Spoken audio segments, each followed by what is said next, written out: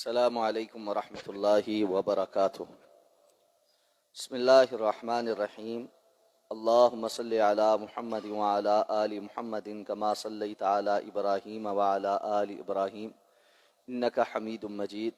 اللہم بارک علی محمد وعلی آل محمد کما بارکت علی ابراہیم وعلی آل ابراہیم انک حمید مجید۔ عن انس بن مالک رضی اللہ تعالی عنہ قال جاء اعرابی فبال فی طائفة المسجد فزجرہ الناس فنہاہم رسول اللہ صلی اللہ علیہ وسلم فلما قضى بوله امر النبی صلی اللہ علیہ وسلم بذنوب من ماء فاحریق علیہ، متفق علیہ۔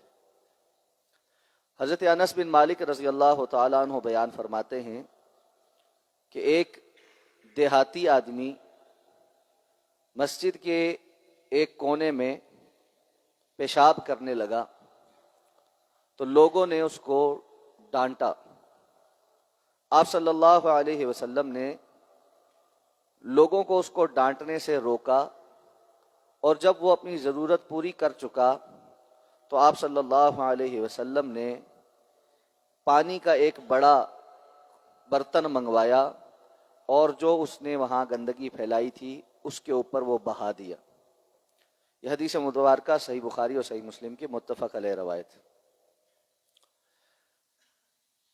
پانی سے متعلق احکام و مسائل پر اس باب میں احادیث مبارکہ ذکر ہو رہی ہیں۔ یہ حدیث مبارکہ یہاں بیان کر کے چند اہم باتیں علامہ ابن حجر العسقلانی رحمہ اللہ واضح کرنا چاہتے ہیں۔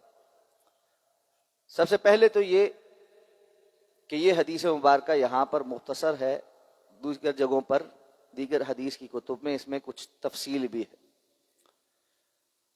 تو ایک دیہاتی آدمی، اور بعض روایات میں یہ ہے کہ وہ اس سے مراد ذوالحویسرہ الیمانی رضی اللہ تعالیٰ عنہ تھے۔